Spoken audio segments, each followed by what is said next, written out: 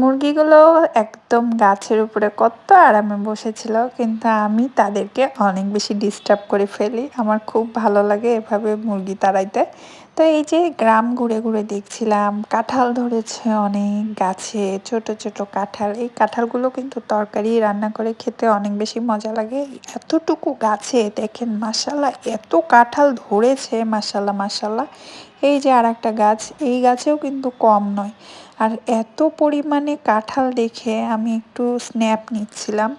তারপরে এই যে দেখেন বেলগাছ, এটা মূলত ওই যে খামারে এসেছিলাম, বললামই তো আপুর হচ্ছে অনুষ্ঠানের অর্ডারের দুধ নিতে এসেছিলাম। তো এই খামারের এইদিকে আশেপাশে ঘুরে ঘুরে দেখতে দেখতে হঠাৎ চোখ পড়ে একটা পেঁপের উপরে। এই পেঁপেটা গাছ পাখা, টোটালি গাছে পেকে আছে।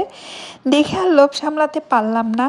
এই পেঁপেটা পাড়ার জন্য অনেক চেষ্টা করছিলাম। পরে আমি তো এমনিই পারতে চেয়েছিলাম। পরে আমার বোন বলল, আগে পারমিশন নিয়ে নে, নাহলে পরে ঝামেলা হতে পারে। পরে আমার বোন পারমিশন নিতে গেছে যে আমরা পেঁপেটা পারতে পারবো কিনা। ওনারা অনেক ভালো ছিল, আমাদেরকে পারমিশন দিয়ে দেয়।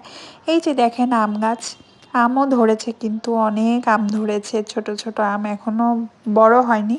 এই যে একটা খাওয়ার উপযোগী আম ছিঁড়ে এনে আমার বোনের হাজবেন্ড দিল যে আপু খান।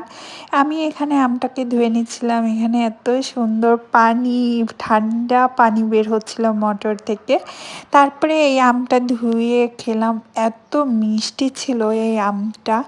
এখনই আমার আবার খেতে ইচ্ছা হচ্ছে। এই যে পেঁপের পারমিশন নিয়ে আমরা পেঁপে ছিঁড়তে চলে আসলাম, এটা বাসায় নিয়ে গিয়ে কেটে খাবো। তো আমি দেখছিলাম ওটা পেকেছে কিনা।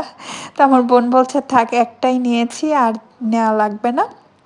এই পেঁপেটা নিয়ে যাব এখন বাসায়, বাসায় নিয়ে গিয়ে এটা হচ্ছে আমরা সবাই মিলে খাবো। দেখেন গাছ পাকা, একদম টোটালি পিওর অর্গানিক জিনিস, কোনো রকম কেমিক্যাল নেই। এই জন্যই গ্রাম আমার এত ভালো লাগে।